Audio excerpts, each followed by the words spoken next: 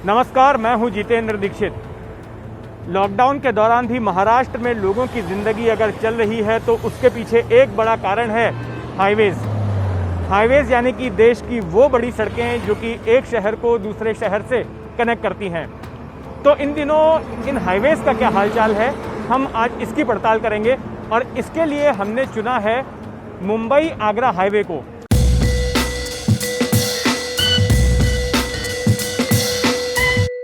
इसी मुंबई आगरा हाईवे के बीच में पड़ता है नासिक शहर।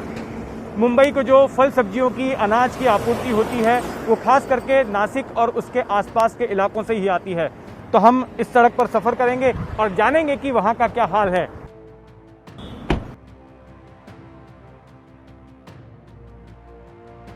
लॉकडाउन की वजह से महाराष्ट्र सरकार ने तमाम जिलों की सीमाएं जो हैं सील कर दी हैं और एक जिले से दूसरे जिले में वाहनों को तभी जाने दिया जाता है जब उनके पास में इमरजेंसी पास हो, कोई एसेंशियल सर्विसेज के लिए अगर कोई वाहन का इस्तेमाल हो रहा है तो ऐसी स्थिति में ही दो जिलों के बॉर्डर पर बाकायदा जांच करने के बाद में पुलिस उन्हें आगे जाने देती है। तो हम इस वक्त जहां पर मौजूद हैं ये मुंबई जिला और ठाणे जिला, इन दोनों की ये सीमा है और यहाँ पर आप देखेंगे कि पुलिस जो है यहाँ से गुजरने वाले तमाम वाहनों को रुका रही है और जांच कर रही है कि जो वाहन यहाँ पर से गुजर रहे हैं क्या वो वाकई में किसी इमरजेंसी सेवा के लिए जा रहे हैं, किसी एसेंशियल सर्विस के लिए जा रहे हैं।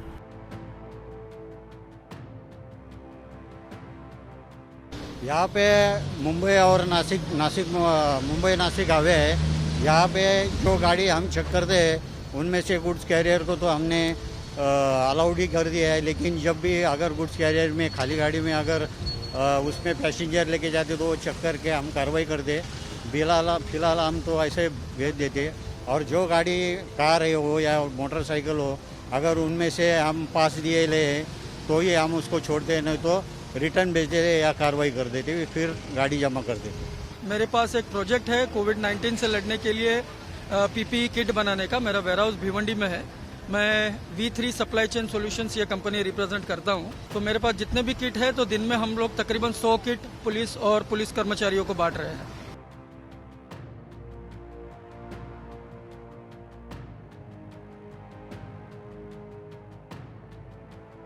यहाँ पर हम हाईवे के किनारे देख रहे हैं कि बहुत सारे लोग अपना बैग उठाकर निकले हुए हैं, सड़क के किनारे बैठे हुए हैं। ये बताइए आप लोग कहाँ से आ रहे हो?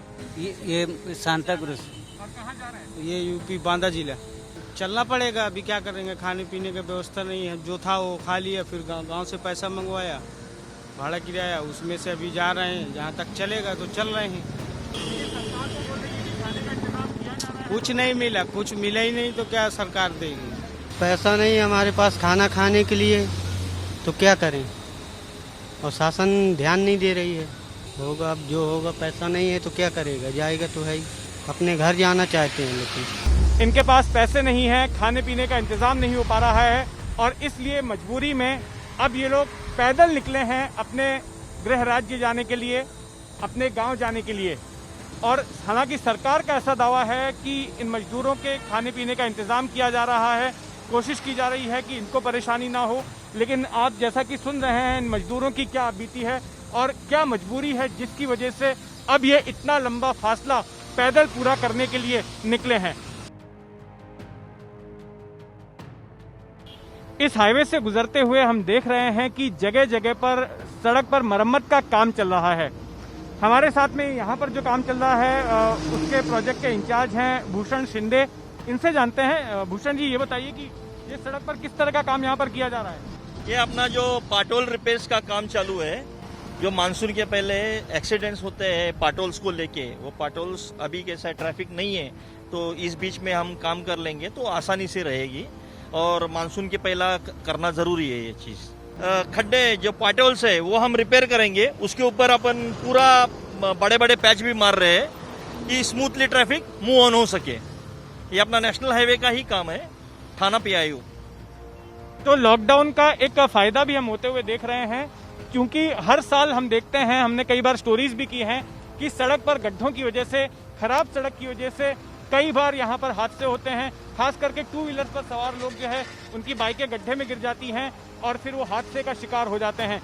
तो इस बार मानसून के पहले हम देख रहे हैं कि यहाँ पर काम चल रहा है ऐसे गड्ढों को भरने का, सड़क की मरम्मत का, और इसमें फ़ायदा ऐसे हो रहा है कि सड़क पर जो है वाहनों की आवाजाही काफ़ी कम है लॉकडाउन की वजह से, तो ऐसे में ये काम काफ़ी रफ्तार से किया जा रहा है।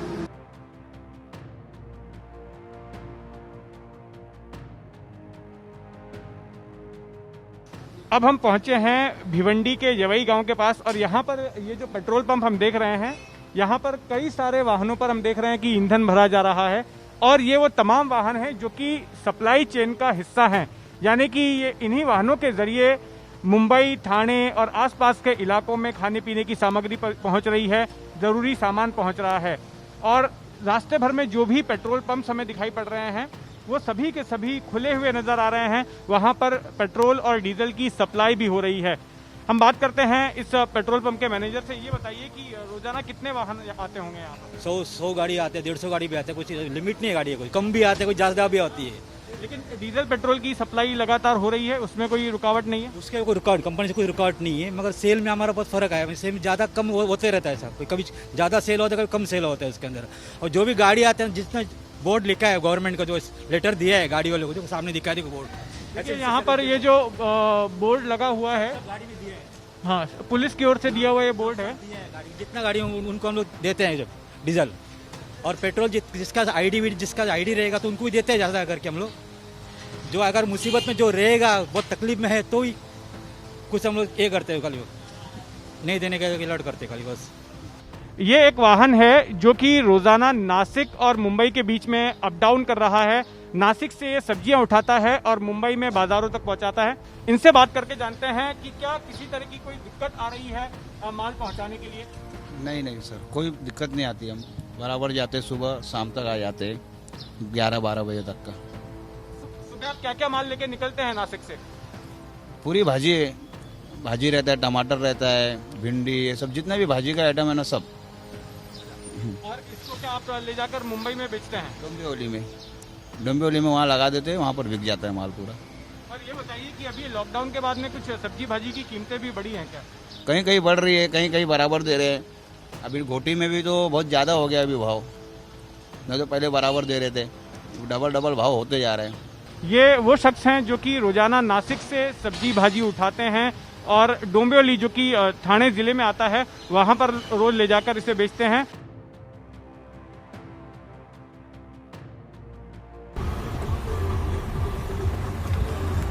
आप लोग कुछ सैनिटाइजेशन कर रहे हो यहाँ पर? ये देखिए, हर गाड़ी के बाद में जो है ये लोग अपने हाथ को सैनिटाइज करते हैं। जब भी किसी को इस तरह से रिसीव देते हैं, पैसा लेते हैं, तो उसके बाद में ये सैनिटाइजर की बोतल इनके पास में रखी रहती है, जिससे कि अपना हाथ सैनिटाइज करते हैं। हमारे साथ मुंबई नासिक हाईवे पर ये जो टोल नाका है, इसके टोल मैनेजर समीर शेख मौजूद हैं। समीर जी, ये बताइए कि यहाँ पर हाइजीन के किस तरह के इंतजाम आपकी ओर से किए गए हैं ताकि आपके जो एम्प्लॉयज़ हैं वो इन्फेक्शन से बचे रहें कोविड के? पहला तो ऐसा है कि जैसा मेरा एम्प्लॉय अंदर आता है, इंटर करता है, वैसा मेरा शावर सैनिटाइजर का पूरा मशीन रख दिया है। उसके अंदर शावर होके फिर बंदा अंदर आता है। अंदर आने के बाद में उसको हमारे पास से ग्लोव्स दिया जाता है। ग्लोव्स पहन के फिर उसको सैनिटाइज करते हैं। सैनिटाइज करके फिर वो कैश रूम में आता है। कैश रूम में आके फिर बंदे को अंदर लेके हर बूथ के अंदर सैनिटाइजर और ग्लोव्स रखेला है। जो कैश ट्रांजेक्शन चलता है तो हर नोट के साथ में हम उसको सैनिटाइज करते हैं।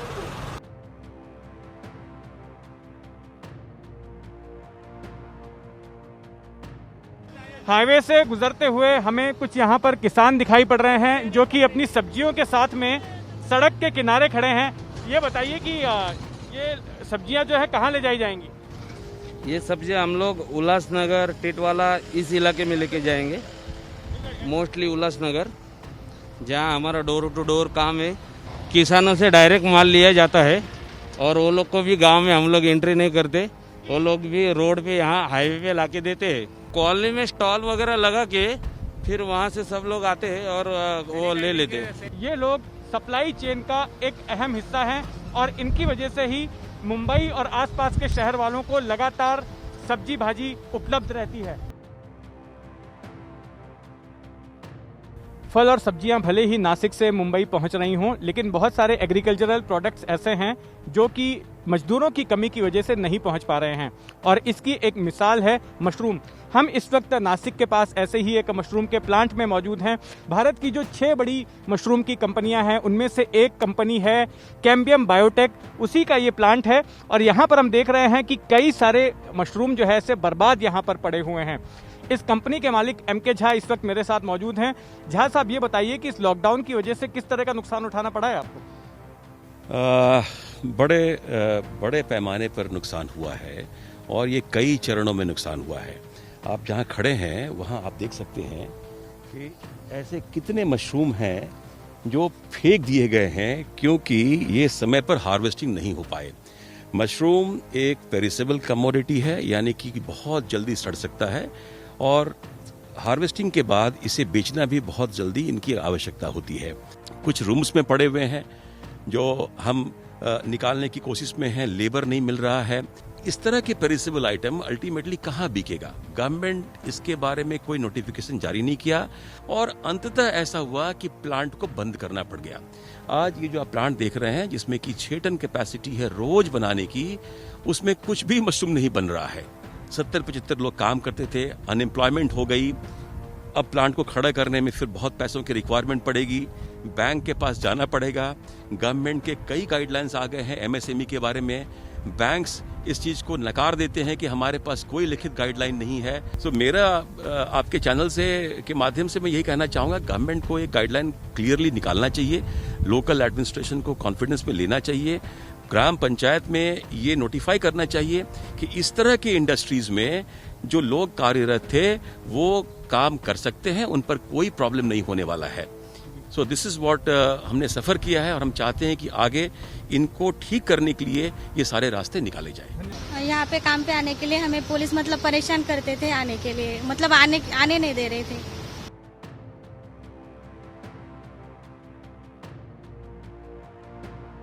बात अगर नासिक की हो और अंगूरों का जिक्र ना हो, ऐसा नहीं हो सकता। जब आप नासिक के पास से गुजरते हैं हाईवे पर तो अगल बगल में ढेर सारे अंगूर के खेत नजर आते हैं। हम इस वक्त ऐसे ही एक अंगूर के खेत में मौजूद हैं और यहाँ पर हम इस बात को जानने की कोशिश करेंगे कि आखिर इस लॉकडाउन की वजह से अंगूर की खेती पर किस तरह का असर पड़ा है और अंगूर के किसान जो है किस तरह से प्रभावित हुए हैं। हमारे साथ में ऐसे ही एक अंगूर के किसान भाऊ साहब मौजूद हैं। ये बताइए कि इस लॉकडाउन की वजह से अंगूर की पैदावार जो हुई है आपकी, उसकी खपत में किस तरह की दिक्कत आई है? अभी 5 रुपए किलो अंगूर बिक रहे हैं। इस टाइम में 50-60 रुपए का रेट रहता है हर साल और इतनी लागत लगी है क्या कुछ खर्चा नहीं निकल रहा है। अभी कैसा आगे का करने का, बैंक का कर्जा कैसा भरने का, ये तो बहुत मुश्किल में पड़े। अभी ये बिक ही नहीं रहा, कोई ले नहीं रहा है, तो क्या करे, कुछ रखे क्या तो डाले, ऐसा लग रहा है हमको। ये बताइए कि लेकिन जो आपसे जो लोग खरीदते हैं अंगूर, वो किस भाव में खरीदते हैं और जब ये बाजार में पहुंच रहा है तो किस भाव में पहुंच रहा है? तो बाजार में 70-80 रुपए बेचते हैं, लेकिन इधर 5 रुपए में 7 रुपए में लेते हैं। उसको खर्चा 1 केजी का 20 रुपए खर्चा आ रहा है, लेकिन वो जो खर्चा क्या है वो भी नहीं निकल रहा है। सब अभी तो कर्जा तो भरना मुश्किल, लेकिन हमारे बीवी बच्चे पढ़ाई बच्चों की, वो उसके लिए हम 1 रुपया नहीं रहेगा। अभी कैसा जिएंगे, और ये बहुत खर्चे वाला पीक है, क्रॉप है। चूंकि लॉकडाउन है इस वक्त और ना केवल देश के अंदर जो है ट्रांसपोर्टेशन पर एक तरह से बंदिश लगी हुई है, बल्कि दूसरे देशों में भी माल एक्सपोर्ट नहीं हो पा रहा है, इसलिए ये तमाम अंगूर के किसान मुसीबत में हैं। आप बताइए। पूरा बर्बाद हो गया ये साल अंगूर का। इसको अभी व्यापारी कोई आ नहीं रहा। सब कोई किसान लोगों ने बेदाना किया है, कोई किसी ने मनुका किया, और ऐसा है। अभी कुछ अंगूर तो पड़े खेत में। अभी ये साल कर्जा भी नहीं फिर पाएगा और कुछ सब किसान परेशान है इसके वजह। हम ऐसी बात करते कि शासन को ऐसा बात करते कि हमको अभी कर्ज माफी मत दीजिए, लेकिन हमारे ये अंगूर और किसी का फल होगा ना, इसको भाव देना चाहिए और हमको खाली पिक कर्ज देना चाहिए। ब्याज हम दे देंगे, खाली हमको पिक कर्ज दिया ना तो हम 1 साल से हम थोड़ा सा भी अच्छा रहेगा, खड़े रहेगा। नहीं तो हम ये सब मेरे सब किसान आदमी हम तो कुछ ना कुछ करना पड़ जाएगा। जी तो आप सुन रहे हैं इन अंगूर के किसानों की व्यथा। इनका कहना है कि इन्हें कर्ज माफी नहीं चाहिए, लेकिन इन्हें चाहिए कि इन अंगूरों का जो है ठीक ठाक इनको भाव मिले, ताकि इसकी जो लागत भी इन्हें निकले और कुछ ऐसा मुनाफा ये हासिल कर सकें जिससे कि अपना कर्ज चुका सकें और अपने परिवार का भरण पोषण कर सकें। 200 क्विंटल माल ये काट के बेदाना बना रहे हम तो। कोरोना की वजह से बाजार नहीं था, इसलिए सब छाट के सब कटिंग करके सुखाया है। अभी इसको आप ये किशमिश बना के बेचेंगे? हाँ, किशमिश अभी रेट रहेगा तो मिलेगा, नहीं तो क्या नहीं मिलेगा। 200-250 क्विंटल माल है, 2-2.5 लाख रुपए खर्च हुआ है। अभी क्या मिलेंगे आगे? अभी तो 5 रुपए 7 रुपए मांग रहे थे। तो कुल मिलाकर अपनी इस पड़ताल में हमें ये पता चला है कि नासिक से मुंबई के बीच की जो सप्लाई चेन है उसमें मोटे तौर पर कोई बड़ी अड़चन नहीं है। फल और सब्जियां जो है बिल्कुल पहुंच रही हैं नासिक के खेतों से मुंबई तक। लेकिन एक दूसरी अहम बात जो हमने नोटिस करी वो ये थी कि भले ही यहाँ के किसानों के माल की जो है वो खपत हो रही है, उनका जो उत्पाद है वो बिक रहा है, फल सब्जियां बिक रही हैं, लेकिन जो बिचौलिए हैं वो उनसे औने पौने दाम पर खरीद रहे हैं।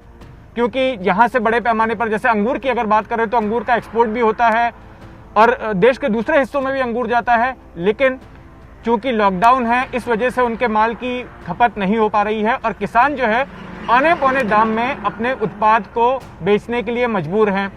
बिचौलिए इनसे खरीदते हैं कम दामों में, और जब ये मुंबई में आसपास के शहरों में लोगों के घरों तक ये माल पहुंचता है तो या तो ज्यादा कीमत में पहुंचता है या रेगुलर कीमत में पहुंचता है।